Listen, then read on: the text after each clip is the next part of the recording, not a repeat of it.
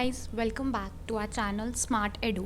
सो आज हम जो है साइंस की सीरीज स्टार्ट करने जा रहे हैं। अब अगर मैं बात करूं साइंस सब्जेक्ट की, नाउ आपके जो एग्ज़ाम्स में है वो टॉपिक रहता है जनरल साइंस। तो बच्चे क्या करते हैं कि हर लेवल की साइंस पढ़ने स्टार्ट हो जाते हैं। ठीक है, तो हमें मास्टर्स नहीं करनी है साइंस में, ना ही हमें साइंस को बड़े डीपली जो है वो पढ़ना है। हमें सिर्फ जनरल आइडिया होना चाहिए साइंस का, जो बेसिकली हमारे स्कूल लेवल की साइंस का हमें आइडिया होना चाहिए। सो आज जो हम हैं बायोलॉजी का सीरीज स्टार्ट करने जा रहे हैं। हम क्या करेंगे, we are going to study topic by topic. हम एक सब्जेक्ट पकड़ेंगे साइंस का, उसको टॉपिक बाय टॉपिक जो भी टॉपिक है उसके जो मेन हाइलाइट्स हैं, जो इम्पॉर्टेंट चीज़ें हैं, हम उनके बारे में डिस्कस करेंगे और हम स्कूल लेवल तक की ही साइंस डिस्कस करेंगे।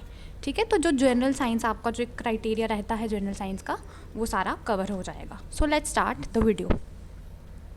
So if I talk about biology, अब हम बायोलॉजी स्टार्ट कर रहे हैं तो हमें पता होना चाहिए कि वो क्या चीज़ है। ठीक है, उसके कितने क्लासिफिकेशन है, तो ये सब।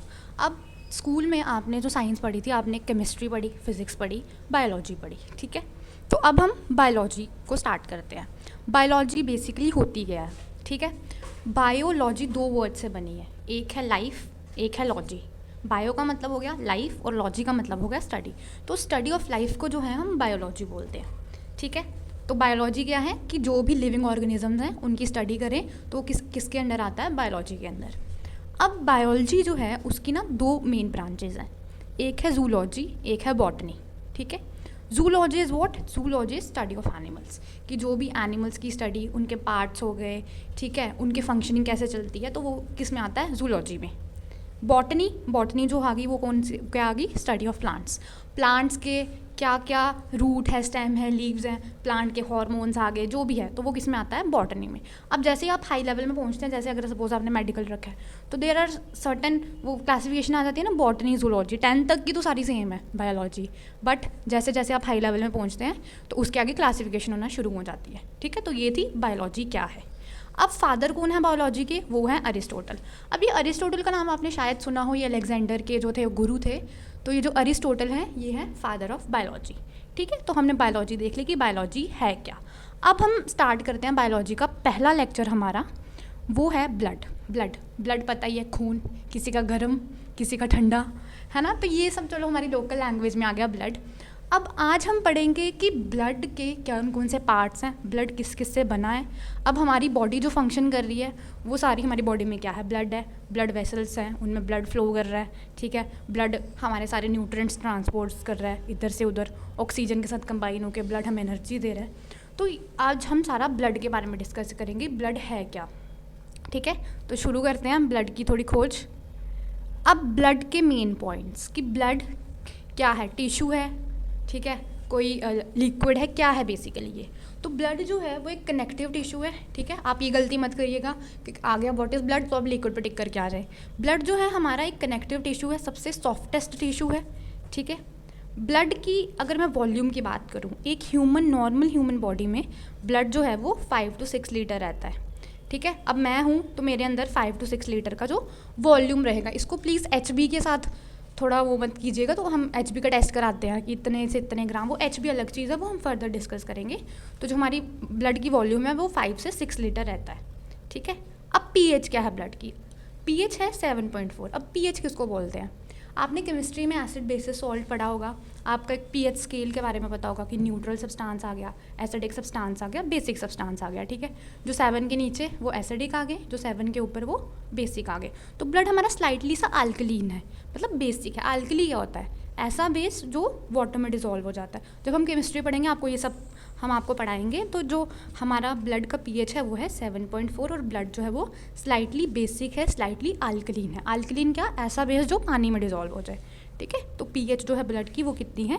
7.4। अब आता है वेट ऑफ ब्लड, कि अगर मेरा सपोज वेट, अगर मैं लेट सपोज मैं एग्जांपल देती हूँ कि वेट है मेरा, अगर किसी का भी बंदे का सपोज 100 kg वेट है। ठीक है, सपोज, वैसे इतने मोटे बंदे होते ही नहीं आजकल, बट चलो लेट सपोज हम मानते हैं किसी बंदे का 100 kg वेट है, तो उसके ब्लड का जो वेट होगा उसके 7% होगा। मतलब अगर 100 kg का बंदा है तो 7 kg उसमें ब्लड का वेट रहेगा। तो जितना भी बॉडी वेट है उसके 7% जो है वो ब्लड का वेट रहता है। चीज़ है वो हमने पढ़ लिया। नेक्स्ट मूव करते हैं कि ये किस किस से बना है, क्या क्या इसके कंपोनेंट रहते हैं, तो वो डिस्कस करेंगे अब। Next are components of blood. अब ब्लड जो है हमें तो लिक्विड ही दिखता है वैसे, बट जो हमारा ब्लड है उसमें कुछ पार्ट सॉलिड पार्ट रहता है, कुछ पार्ट लिक्विड पार्ट रहता है, ठीक है। अब दो मेन पार्ट्स हैं ब्लड के, वो है प्लाज्मा और सेल्स, ठीक है। जो आपको लिक्विड पार्ट, जो ब्लड का लिक्विड पार्ट है उसको बोलते हैं प्लाज्मा, ठीक है। तो जो हमारा लिक्विड पार्ट है प्लाज्मा, वो 55% पार्ट बनाता है ब्लड का। बेसिकली इसका येलो कलर होता है। ये नीचे आपको डायग्राम दिख रही होगी लेफ्ट में, बॉटम लेफ्ट में। तो जो प्लेटलेट्स हैं वो येलो मतलब सॉरी, जो प्लाज्मा है ये येलो कलर का है, तो ये लिक्विड आ गया। बीच में सेल्स रहते हैं, आरबीसी रहते हैं, डब्ल्यूबीसी रहते हैं। आरबीसी रेड आ गए, डब्ल्यूबीसी वाइट। तो ऐसे हमने आगे सेल्स को भी फर्दर क्लासीफाई किया हुआ है, ठीक है। तो प्लाज्मा जो है वो लिक्विड पार्ट है, ये येलो इन कलर रहता है। नेक्स्ट आते हैं हमारे सेल्स। अब ब्लड सेल्स जो हैं वो आपने, जो आप प्राइमरी लेवल जो आप छोटी क्लासेस में 5th 6th में भी पढ़ते रहते होंगे कि आरबीसी क्या है, डब्ल्यूबीसी है, ये इम्यूनिटी देता है, ये वो देता है। तो जो सेल्स हैं वो हमारे मेनली 3 टाइप्स के सेल रहते हैं, आरबीसी, डब्ल्यूबीसी और प्लेटलेट्स। तो 45% जो है ब्लड का, तो ये सेल्स कवर करते हैं। और ये ब्लड का सॉलिड पार्ट है, तो ये मिक्स करके जो ब्लड है बनता है, ठीक है। तो ये थे हमारे प्लाज्मा और सेल्स। अब हम एक एक करके देखेंगे कि प्लाज्मा क्या है, सेल्स क्या है, हर सेल का क्या क्या फंक्शन है, हर सेल की डेफिशिएंसी और एक्सेस से क्या क्या होता है। तो हम अब आगे उसको डिस्कस करेंगे। अब आता है प्लाज्मा। प्लाज्मा हमने पढ़ा कि लिक्विड पार्ट ऑफ ब्लड 55% बनाता है हमारे वेट का। अच्छा, अब प्लाज्मा किस चीज़ का बना है? प्लाज्मा में सबसे पहले पानी रहेगा, ऑब्वियस है, लिक्विड है तो वाटर तो रहेगा ही रहेगा। तो वाटर कम से कम 92%। आपको परसेंट याद रखने की ज़रूरत नहीं है, बस यू नीड टू नो कि क्या क्या कॉम्पोनेंट्स बीच में रहे हैं, ठीक है। तो वाटर रहता है, प्लाज्मा प्रोटीन रहता है, सॉल्ट एंड मिनरल्स रहते हैं। तो ये प्लाज्मा इनसे बनता है, ठीक है।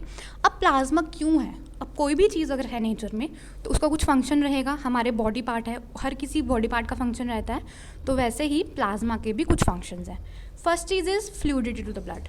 अब फ्लूइडिटी का मतलब क्या है? आपने हनी देखा होगा, वाटर देखा होगा। हनी क्या है? हनी फ्लो करता है, उसके पास एक फ्लूइडिटी है। पानी भी फ्लो करता है, रिवर्स में क्या कर रहा है? वो फ्लो ही कर रहा है ना। तो प्लाज्मा का काम है ब्लड को फ्लो करवाना। अगर प्लाज्मा नहीं हो, सेल्स एक जगह इकट्ठे हो जाएं, वो फ्लो नहीं कर पाए, है ना। तो हमारा जो प्लाज्मा का काम है, its function is to provide fluidity to the blood, कि हमारी पूरी बॉडी में जो है ब्लड फ्लो कर सके, ठीक है। तो फर्स्ट फंक्शन इज, अब ब्लड को फ्लो तो करवाना है ना, जैसे ना जैसे। अब हम ये तो नहीं कह सकते कि ब्लड एक ही जगह रहे, वो नहीं होगा, पूरी बॉडी में फ्लो होना चाहिए ब्लड, ठीक है। तो first is fluidity to the blood. Next is clotting में भी हेल्प करता है। नो डाउट प्लेटलेट्स भी क्लॉटिंग में हेल्प करते हैं, बट प्लाज्मा का भी कुछ योगदान रहता है क्लॉटिंग में, ठीक है। अब प्लाज्मा में तो सेल है ना, तो क्लॉटिंग तो तभी होगी जब प्लाज्मा होगा बीच में। अब है पीएच ऑफ द ब्लड। अभी हमने प्रीवियस स्लाइड में डिस्कस किया कि ब्लड का पीएच है 7.4। तो इस पीएच को रेगुलेट करने का काम किसका है? प्लाज्मा का, ठीक है। कि पीएच मेंटेन रहे, ना ब्लड ज़्यादा एसिडिक हो, ना ब्लड ज़्यादा बेसिक हो। तो उसका क्या काम है कि ब्लड की पीएच मेंटेन रखे। अब आता है बॉडी टेम्परेचर। अच्छा, नॉर्मल बॉडी टेम्परेचर कितना है सबको पता है, 98.4 डिग्री फ़ारेनहाइट, इतना सबको पता है। अच्छा, अब ब्लड का जो टेम्परेचर है, जो हमारी बॉडी का टेम्परेचर है, वो इतना नॉर्मल ही रहे, वो किसका काम है? प्लाज्मा का, ठीक है। तो प्लाज्मा देखता है कि ब्लड का टेम्परेचर ना बढ़े ज़्यादा, ठीक है, तो वो उसको टेम्परेचर को रेगुलेट करता है। Next is transportation of nutrients. अच्छा, मैंने खाना खाया, ठीक है, मेरे पेट के अंदर गया, डाइजेशन हुई प्रॉपर। अब हम जब डाइजेशन पढ़ेंगे देखेंगे कैसे कैसे कैसे कैसे कैसे वो आ रहा है। एंड में वो स्मॉल इंटेस्टाइन में आता है, डाइजेशन पूरी कंप्लीट होती है। फिर उसमें छोटे छोटे विलाई, वो हम नेक्स्ट फर्दर आपको सब कुछ बताएंगे, घबराने की ज़रूरत नहीं है आपको। तो ये जो स्मॉल इंटेस्टाइन है वो क्या करता है कि न्यूट्रिएंट्स को ऑब्जर्व कर रहा है, ठीक है। अब वो न्यूट्रिएंट्स ऑब्जर्व क्यों करेगा? वो क्यों चाहिए हमें न्यूट्रिएंट्स? एनर्जी के लिए, एसिमिलेशन हो बॉडी में, प्रॉपर यूटिलाइजेशन हो न्यूट्रिएंट्स का। तो प्लाज्मा का काम है कि न्यूट्रिएंट्स को ट्रांसपोर्ट करना। सिर्फ न्यूट्रिएंट्स स्मॉल इंटेस्टाइन में नहीं ना हम रह सकते, तो वो पूरी बॉडी में, पूरी मेरे हाथ पैर नाक कान सबको मिले और मुझे एनर्जी मिले। तो किसका काम है? ये प्लाज्मा का काम है न्यूट्रिएंट्स को ट्रांसपोर्ट करना। तो ये इसका आ गया फंक्शन। नेक्स्ट, अब मैंने आपको बताया कि प्लाज्मा जो है वो येलो कलर का होता है। अब किसी भी चीज़ का कोई कलर है, किसी पिगमेंट की वजह से तो होगा ना। अब कैरेट कलर का कलर रेड है, क्यों है? क्योंकि उसमें कुछ पिगमेंट्स ऐसे हैं। तो वैसे ही प्लाज्मा का येलो कलर क्यों है? ड्यू टू येलो कलर का होता है। अच्छा, अब कोई भी चीज़ मैंने जैसे बताया कि किसी का कोई कलर होगा, किसी पिगमेंट की वजह से होगा। तो जो येलो कलर है प्लाज्मा का, it is due to a pigment called bilirubin. हमारे लिवर में एक पिगमेंट रहता है बिलिरुबिन। आपने सुना होगा किसी को जॉन्डिस हो गया, उसको पीलिया हो गया, है ना। तो आपने ये सब सुना होगा। तो ये जो बिलिरुबिन है ये लिवर प्रोड्यूस करता है, ठीक है। अब येलो कलर जो है वो बिलिरुबिन की वजह से होता है। जब हमें जॉन्डिस होता है हमारी बॉडी में इस बिलिरुबिन का लेवल काफ़ी हाई हो जाता है, तभी जॉन्डिस हो जाता है। तो यही है। तो येलो कलर जो है प्लाज्मा का किसकी वजह से होता है? बिलिरुबिन की वजह से, जो कौन प्रोड्यूस करता है? लिवर प्रोड्यूस करता है। तो ये थे प्लाज्मा, ठीक है। इसके फंक्शंस क्या हैं, किस किस का बना है, तो ये आ गया हमारा plasma. Next is heparin. I don't think so कि आप लोगों में से बहुत सारे लोगों ने इस चीज़ का नाम सुना होगा, but let me introduce to a very magical component in our blood, that is heparin. अब मैंने पढ़ाया कि ब्लड क्लॉट होता है, प्लेटलेट्स हमने बचपन से पढ़ा है कि हमें कट लगा, ब्लड क्लॉट हो गया। किसने करवाया? प्लेटलेट्स ने करवाया। अब यही चीज़ क्लॉटिंग हमारी बॉडी के अंदर क्यों नहीं होती है? प्लेटलेट्स भी तो है ना अंदर, तो क्लॉटिंग तो हमारे ब्लड वेसल्स में भी होनी चाहिए, but this doesn't happen. So why is it so? It is due to a compound known as heparin. अब इसका फंक्शन क्या है हेपेरिन का? कि हमारी वीन्स में ये ब्लड क्लॉट ना करे, हमारा खून ना जमे, तो कौन ये करवाता है? ये करवाता है हेपेरिन। तो इसको क्या बोलते हैं? एंटी क्लॉटिंग एजेंट, ठीक है। तो इस हेपेरिन का क्या फंक्शन है कि ब्लड हमारी वीन्स में क्लॉट ना करे, तो it is the function of heparin है। ये लिवर में बनता है, ठीक है। अच्छा, ठीक है, वीन्स में क्लॉटिंग नहीं हुई, हेपेरिन ने करवाई। अब जब कट लगा फिर क्यों क्लॉटिंग होगी? तो बेसिकली जब हमें कटवट लगता है तो हेपेरिन जो है वो डीएक्टिवेट हो जाता है और ब्लड क्लॉट होना शुरू हो जाता है, ठीक है। तो अगर आपको कभी भी क्वेश्चन आता है कि which is the anti clotting agent in our blood, कौन सा है? हेपेरिन है, ठीक है। तो ये था हमारा हेपेरिन, मैजिकल सी चीज़ है, ब्लड नहीं जमने देता, ठीक है। नेक्स्ट आ गए हमारे ब्लड सेल्स। प्लाज्मा पूरा डिस्कस हो गया, ठीक है। प्लाज्मा अब आप फर्दर अगर आपको फिर से नहीं समझ आया, आप कभी भी वीडियो खोल के देख सकते हैं। तो ये हमारा था प्लाज्मा। अब आते हैं blood cells. From the very beginning, जब से छोटे थे, 5th-6th से हमें पढ़ा रहे हैं, there are 3 types of blood cells, RBC, WBC and platelets. अब आपको इनके साइंटिफिक नेम बताएं, तो इनके जो साइंटिफिक नेम है, जैसे मैं बात करती हूँ RBC की, ठीक है, उसका साइंटिफिक नाम है एरिथ्रोसाइट्स, ठीक है। नेक्स्ट मैं बात करती हूँ WBC की, वाइट ब्लड सेल्स, इसका नाम है ल्यूकोसाइट्स। नेक्स्ट कौन से हैं? प्लेटलेट्स, इसका जो साइंटिफिक नेम है वो है थ्रोम्बोसाइट्स। तो ये थे इनके साइंटिफिक नाम, ठीक है। तो ये हमारे थे इनके साइंटिफिक नाम। अब हम एक एक करके डिस्कस करेंगे कि RBC क्या है, WBC क्या है, प्लेटलेट्स क्या हैं, इनके फंक्शन क्या है, कितनी देर तक ये ज़िंदा रहते हैं, इनका लाइफ स्पैन कितना है। तो ये सब जो है अब हम डिस्कस करेंगे। तो चलो देखते हैं। First is RBC, red blood cells, दूसरा नाम एरिथ्रोसाइट्स, ठीक है, ये पता है। अब RBC की शेप कैसी है? शेप जो है, आप फर्स्ट यहाँ पे देखिए लेफ्ट में, शेप जो है वो है बाइकनकेव।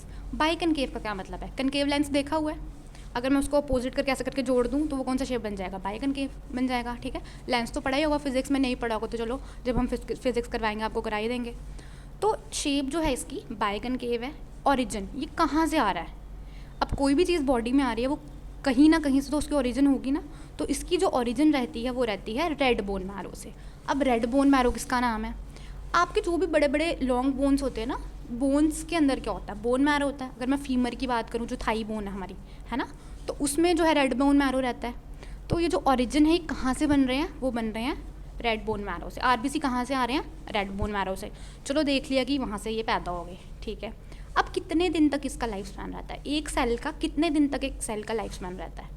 क्योंकि सेल क्या होता है? बॉडी में डिस्ट्रॉय, फिर से रीजनरेट, फिर डिस्ट्रॉय, फिर बन रहे हैं, फिर बन रहे हैं, फिर बन रहे हैं। तो ऐसे करके हमारी बॉडी का फंक्शन चलता है। तो जो RBC है इसका लाइफ स्पैन रहता है 120 दिन का। तो 120 डेज़ के लिए ये जो RBC है ये हमारी बॉडी में प्रेजेंट रहता है। फिर जाके ये मर जाता है। अब ये कहाँ मरता है? इनका ग्रेवयार्ड क्या है?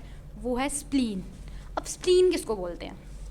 अब बेसिकली हमारे ये जो सेल्स हैं ना, ये जाके स्प्लीन में जाके मर जाएंगे। तो एक टाइप के यहाँ पे जाके स्टोर हो जाते हैं। अगर कोई इमरजेंसी कंडीशन आती है, अगर बॉडी को सपोज बहुत ज़्यादा अर्जेंट नीड पड़ जाती है और सेल्स की, तो ये कहाँ से आएंगे? स्प्लीन से आएंगे। इसलिए आप यहाँ पे देखो लेफ्ट में नीचे, spleen is known as blood bank of the body. जैसे बैंक में जाता है ना पैसे लेने, तो वैसे ही है blood bank of the body. अगर ब्लड की नीड पड़ी इमरजेंसी में, तो चलिए चलते हैं स्प्लीन के पास, स्प्लीन भैया हमें सेल चाहिए, तो आप वहाँ से जो है बॉडी में फिर से आ सकते हैं, ठीक है। तो ये कहाँ पे जाके मरता है RBC? स्प्लीन में या लिवर में, दोनों में, ठीक है। तो अगर बोथ का ऑप्शन आएगा, बोथ A एंड B, तो आप वहाँ पे टिक कर सकते हैं, ठीक है। नेक्स्ट, तो हमने देख लिया शेप क्या थी, कहाँ पे ओरिजिन हुई, कितनी देर जिंदा रहा और मरा कहाँ जाके, ये 4 चीज़ें होगी। अच्छा, अब कभी आपने सोचा क्या RBC में न्यूक्लियस और माइटोकॉन्ड्रिया होता है? दिमाग लगे होता होगा। जो मैच्योर हैं उनमें नहीं होता है, इमेच्योर में होता है। ठीक है, तो ये उल्टा हो गया कि उसमें दिमाग है और मैच्योर में दिमाग है ना। तो ये उसमें उल्टा है, जो मैच्योर होगा उसमें न्यूक्लियस नहीं है, जो इमेच्योर है उसमें दिमाग है। ठीक है ना। न्यूक्लियस क्या होता है? ब्रेन ऑफ द सेल, छोटे होते से पढ़ते आ रहे हैं। तो जो हमारे मैच्योर आरबीसी हैं उनमें न्यूक्लियस और माइटोकॉन्ड्रिया नहीं होता, बट इमेच्योर में होता है। ठीक है। कोई 2 एनिमल्स हैं जिनके जो है आरबीसी में न्यूक्लियस होता है, तो सोचिए ज़रा। तो एंड में मैं आपको वीडियो को बताऊंगी कि वो कौन से 2 एनिमल्स हैं। तो ये हमने पढ़ा कि इसमें न्यूक्लियस नहीं है, माइटोकॉन्ड्रिया नहीं है। ठीक है। अच्छा, अब जब एम्ब्रियो स्टेज है, एम्ब्रियो स्टेज क्या होती है? जब जो है बच्चा माँ के पेट में है। ठीक है। तो एम्ब्रियो स्टेज में जो आरबीसी है वो कहाँ पे बनेगा? तब तो उस टाइम पे बेचारे के पास बोन मैरो नहीं ना होता, तो वो उस टाइम पे बनता है लिवर से। ठीक है। तो क्वेश्चन आएगा कि इन embryo stage RBC is found in dash. तो आपको दिखेगा रेड बोन मैरो, चलो वहाँ पे टिक लगा के आ जाओ। बट नो, जो एम्ब्रियो स्टेज होती है वहाँ पे जो है हमारा आरबीसी कहाँ पे बनता है? लिवर में बनता है। तो ये कुछ आरबीसी के फैक्ट्स आ गए। सबसे मेन चीज़ तो रह ही गई, आरबीसी रेड कलर के क्यों होते हैं? ठीक है। आरबीसी रेड ब्लड सेल, उनका नाम ही रेड ब्लड सेल है, तो कलर क्या होगा? रेड ही होगा। Now they are red basically due to a component known as haemoglobin. Haemoglobin 100 बार आपने नाम सुना होगा इसका, हेमोग्लोबिन, एचबी, ये वो। तो हेमोग्लोबिन जो है ये आरबीसी को, रेड ब्लड सेल को जो है वो रेड कलर देता है। ठीक है। अब आरबीसी में बेसिकली कंपाउंड कौन सा होता है? किसका बना होता है? आयरन का। अगर किसी को सपोज बोलते हैं कि कोई बंदा बोलता है कि मेरा एचबी कम है, डॉक्टर क्या बोलते हैं? आयरन की टैबलेट्स खाओ। क्यों? क्योंकि उससे क्या बनेंगे? हेमोग्लोबिन बनेगा, हेमोग्लोबिन बनेगा, आरबीसी बनेगा। तो यही चीज़ है। तो ये हमारा जो हेमोग्लोबिन है उसका सेंट्रल मैटर कौन सा है? आयरन। और ये क्या करता है? आरबीसी को रेड कलर देता है। ठीक है। अच्छा, स्टडी ऑफ ब्लड को क्या बोलते होंगे? आपको पता है आप लोगों को कि स्टडी ऑफ ब्लड को क्या बोलते होंगे? तो स्टडी ऑफ ब्लड जो है उसको भी बोलते हैं हेमेटोलॉजी। ये यहीं से आया है, हेमोग्लोबिन से ही हेमेटोलॉजी बनी है। तो स्टडी ऑफ ब्लड को क्या बोलते हैं? हेमोटोलॉजी। ठीक है। तो ये था हेमोग्लोबिन। अच्छा, अब हेमोग्लोबिन का भी ना कुछ वो रहता है कि कितना कॉम्पोजिशन और कितनी क्वांटिटी मेल्स में होनी चाहिए, कितनी फीमेल्स में होनी चाहिए। तो नॉर्मल ऑन एन एवरेज ये जो है हेमोग्लोबिन, ये कितना होना चाहिए? फीमेल्स में 12 to 15 या 12 to 16, और मेल्स में कितना होना चाहिए? 13 to 16 यूनिट्स। तो ये क्या रहती है? हेमोग्लोबिन की रेंज। ऑन एन एवरेज आप 12 से 16 मान के चल सकते हैं कि एवरेज बॉडी में कितना हेमोग्लोबिन होना चाहिए? 12 से 16 यूनिट। ठीक है।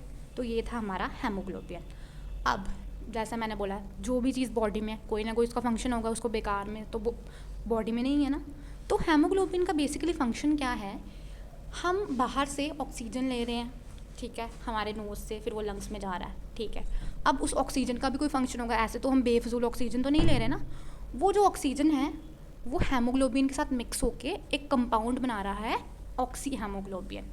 वही वाला ऑक्सीजन फूड के साथ मिक्स होके एनर्जी दे रहा है। काम कर रहे हैं, एनर्जी कहाँ से आ रही है? खाने से तो आ रही है, चलो खाना तो खाना ही है पेट भरने के लिए, बट वो खाना क्यों खाना है?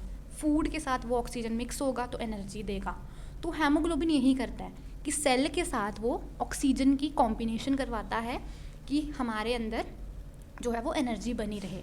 जिन लोगों को एनीमिया होता है, एनीमिया मीन्स व्हाट, कि हेमोग्लोबिन कम हो गया, आरबीसी कम हो गए, वो हमेशा वीकनेस रहती है उनमें, वो प्रॉपरली एनर्जी के साथ काम नहीं कर पाते हैं। तो हेमोग्लोबिन का यही फंक्शन है।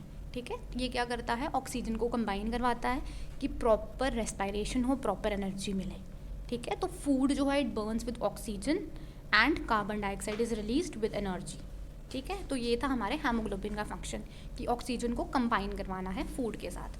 अब कई बार अगर सपोज आपके ब्लड में CO2 लेवल बहुत बढ़ जाता है, CO2 एक्सेस में आ गया, तो वो अब हेमोग्लोबिन ऑक्सी हेमोग्लोबिन नहीं बनाएगा, फिर वो डीऑक्सी हेमोग्लोबिन बना देगा। डीऑक्सी हेमोग्लोबिन का मतलब कि CO2 बड़ा ज़्यादा ब्लड में रेज हो गया और ब्लड जो है वो एसिडिक बनना स्टार्ट हो गया। ठीक है। तो इसलिए कि आप क्या होना चाहिए कि ऑक्सीजन प्रॉपर इन्वायरमेंट में रहो जहाँ पे अच्छा ऑक्सीजन लेवल्स रहें, तो वो ऑक्सीजन मिलके हेमोग्लोबिन के साथ हमें एनर्जी दे। तो ये था हमारा हेमोग्लोबिन। ठीक है। तो आरबीसी में कौन सा कंपोनेंट? हेमोग्लोबिन, रेड कलर दे रहा है। फंक्शन क्या है?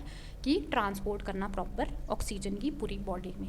ठीक है। कि प्रॉपर रेस्पिरेशन रहे और प्रॉपर एनर्जी मिलती रहे।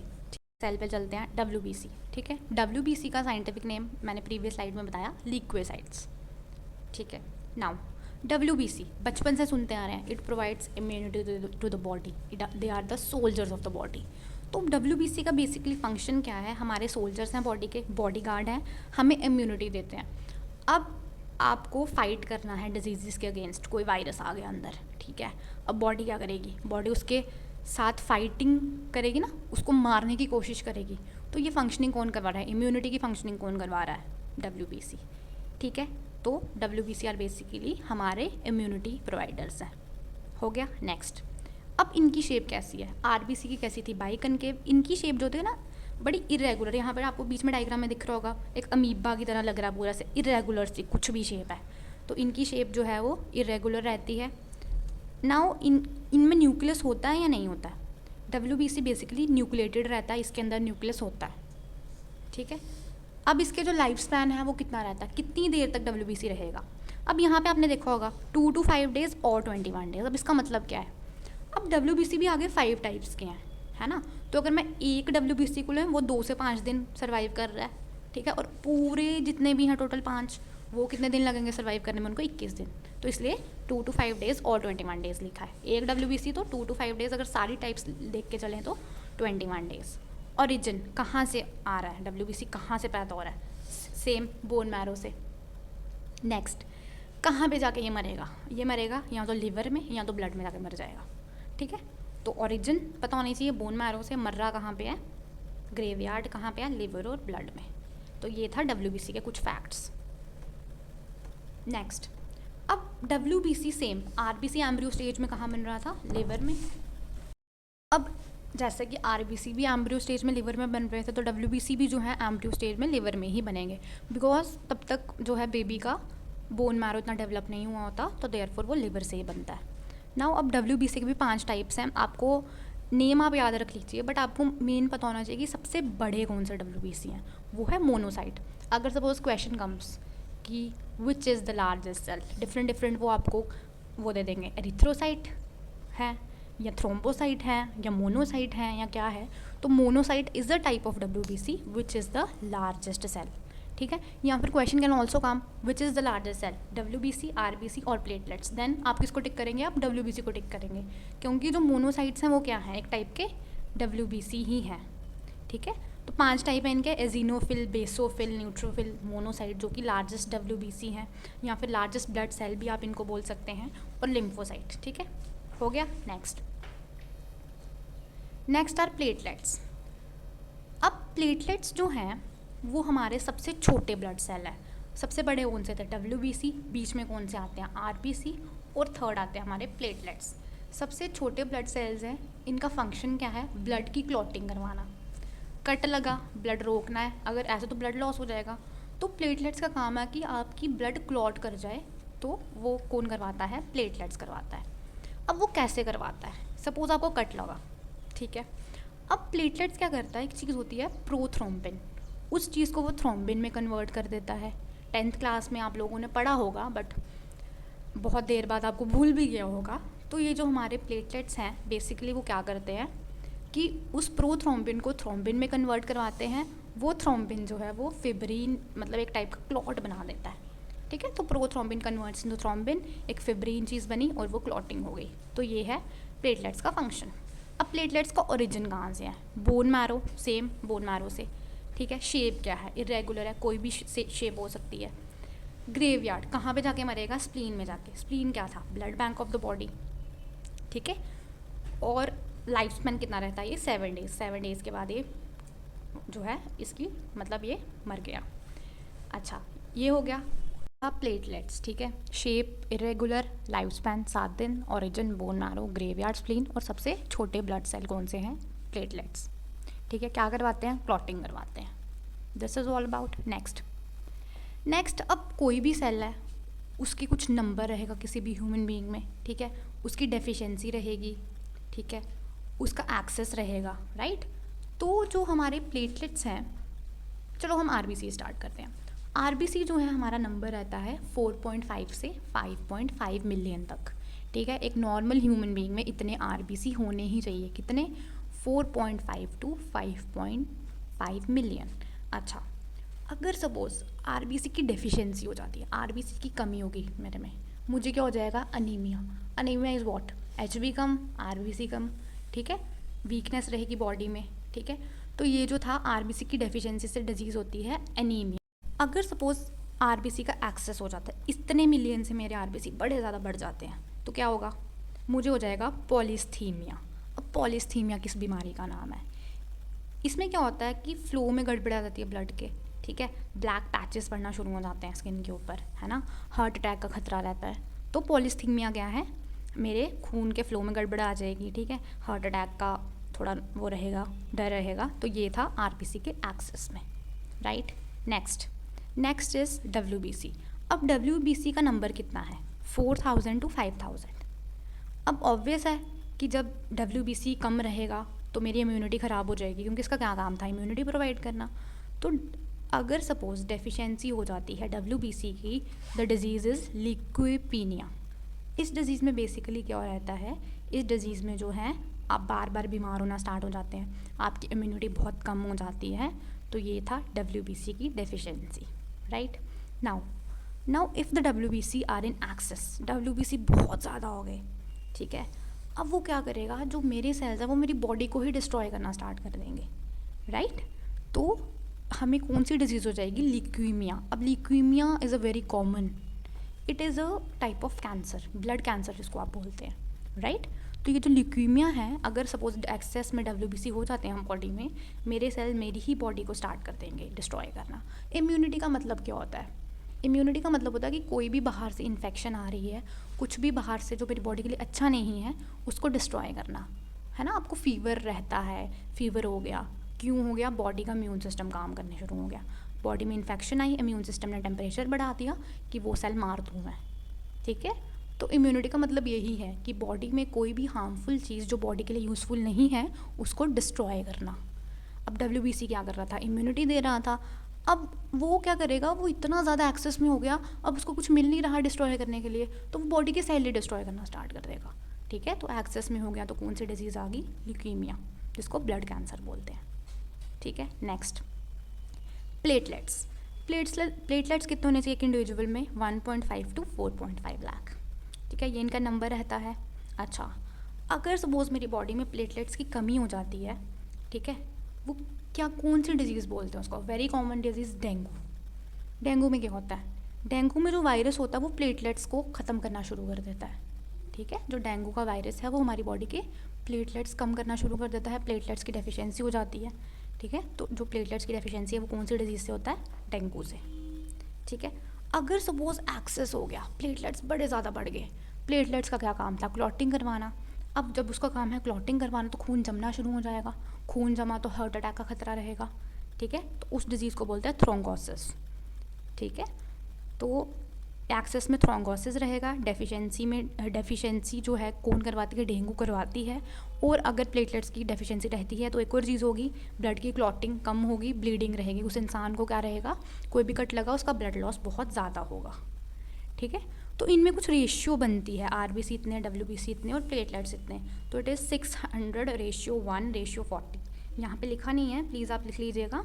तो जो रेशियो रहती है वो रहती है 600:1:40, ठीक है, समझ आ गया। So this was all about our blood cells की डेफिशिएंसी एंड उनका एक्सेस, राइट, खत्म हुई। That's all for today. अब ज़्यादा बढ़ा देंगे तो बहुत हौच पौच हो जाएगा माइंड में, तो हम जो है कल आपके सामने या परसों तक लेके आएंगे हार्ट और ब्लड वेसल्स, जिससे हमारा पूरा सर्कुलेटरी सिस्टम कंप्लीट हो जाए, ठीक है। नाउ अगर आपको वीडियो अच्छी लगी होगी, लाइक करो, सब्सक्राइब करो, शेयर करो, और प्लीज़ इस वीडियो को आराम से ध्यान से सुनो, आपका पूरा ब्लड इसमें कवर हो जाएगा। Thank you.